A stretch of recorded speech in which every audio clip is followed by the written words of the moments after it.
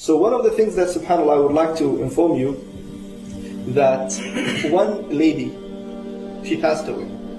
And now this is the Shaykh, he's narrating his story.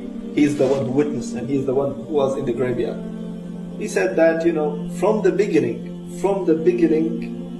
the situation was not well. I can see the situation is not well. While giving the ghusl, the face is I can realize, because he's going through experience of 30 years, and smell from the other side and all the other signs. He said, okay, till here I can ignore, and I can just say, okay, maybe it's just a smell coming out of the body and dead body and whatsoever. He said, until they took the body into that bed, and they carried the bed until the graveyard, or until the grave, the Shaykh saying, in the graveyard, we were more than we are big in number. The number can flip the whole car, We are many in number in the graveyard. Now we want to carry this woman and put her inside the graveyard, or the grave, and she is not moving. The 5-6 brothers are trying to, pull this lady. She is not moving. Another 4 or 5 brothers coming and trying to hold this body, and she is not moving. And that's why the Shaykh said, our number was enough to flip the whole car. But this body with small size and small body, she is not moving from her bed. So what's wrong? And he did his best. That body is not moving from that bed. And now he said, I went through all these fiqh issues and all these books. There is nothing like that. Okay, if it's bleeding, you do this. If it's broken, you do this. If you have body chopped into many pieces, what you will do, how you will go do ghusl and bath and everything. But I never ever come across with this kind of situation, So I have to call one of the mashayikh. And the situation was really bad. Even though he was saying, before calling the Shaykh, he was standing in between the grave. So one feet is here and the other feet is here. The hole is in between his legs, so he can at least help. But the thing is, the body is not moving.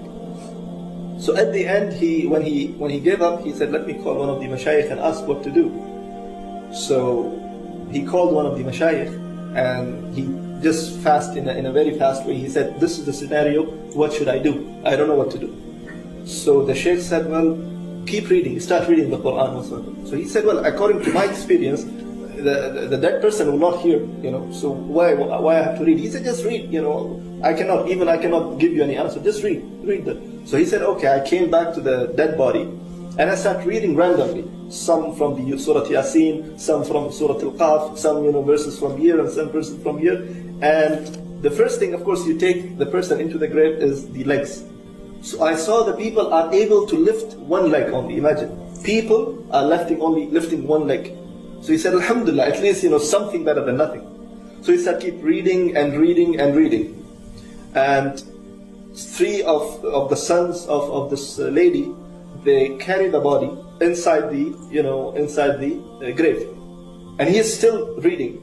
He said, something happened. Someone called me. Someone, I think, he just dragged me at the back or something like that. I stopped my qira'ah. I stopped my reading. He said, out of sudden, I just saw that 3 sons went inside the grave. They just fell down, because again the body became very heavy. They couldn't handle it, so they fell down. The body fell down, and the body hit the grave, and So he said, what happened? Why are you doing this to your mother? He said, Wallahi, we don't know. She just out of sudden she becomes so heavy. We cannot carry her.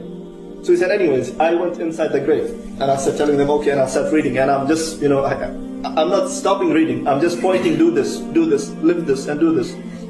And he said, as a man, as an ajnabi, as a stranger, I cannot touch her, because there is mahram, there is sons and the relative of this lady, so I cannot touch her unless she is completely alone. So I'm just telling and giving the advices what to do and what not to do. And one of the sons, he's crying, continuously crying. So the Shaykh said, what's wrong? What's wrong? He said, Shaykh, Allah khallik, may Allah save you. Don't say anything. Just protect, or what you call it, like, istar ala ummi, means like, just make sitr, just protect, and don't say anything about my mother to anyone. He said, I didn't see anything, what you talking about? He said, that's it, Sheikh. I'm just telling you, please protect the name of my mother at least. The Sheikh couldn't understand anything. And then the Sheikh wants to come up, and before coming up from the grave, the son said, may I see my mother's face? The Sheikh said, okay, let me come out of the grave, and you see your mother's face. I cannot, see. So the Sheikh came out, and then the son saw the face.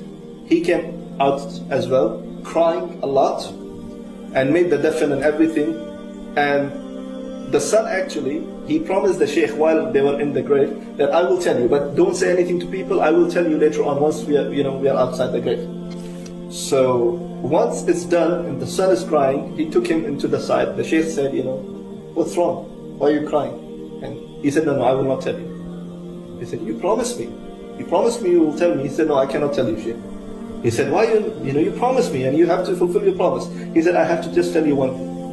That the woman that we just buried, she is not my mom. She was not my mom. The Sheikh said, I have the paper. It's your mother and this is her name and this and that. He said, Wallahi, Sheikh, I swear by Allah, when you gave her ghusl, I was there. When you gave her the bath, I was there. Her face was white, And Wallahi, what I saw just now, it was a coal. It was a black stone. And she was not my mom. And he's crying. The Sheikh said, okay, tell me, what's wrong? He said, no, I cannot tell you, Sheikh, and he left. End of the story. Now the Sheikh saying after a few months, Qaddar Allah, that it was Allah's will that, I prayed again janazah in my graveyard. And a man came to me with a long beard, wearing qatra, and there is a spot of sajda on his forehead. And he said, Sheikh, do you remember me? So he said, no, please remind me, I don't know who you are. He said, do you remember a few months ago, there was a lady refusing going inside the grave, and on the sun. So he said, okay, I think he was before different than now. He said, yes, alhamdulillah, I made a tawbah, and I'm changed. So he said, then why you left? Why you just ran away without telling me? You gave me a promise and you have to fulfill your promise. So he said, I will give you now what exactly happened, and I will tell you right now. The Shaykh said, what happened? He said, my mother, in her whole life, she never ever prayed. In her whole life. She never prayed in her whole life. That was the reason that she is refusing to go, and even now it's a dead body.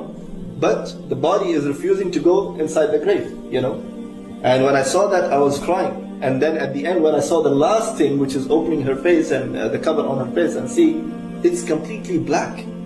She is not my mother. And I was more depressed and I was more, scared. And this is what happened with me. So this is one of the stories that the Shaykh mentioned. He said, now look, just because she didn't pray whole life, and she was lazy to go and get up for prayers, this is what happened, and people saw and witnessed that the body was refusing to go inside the grave.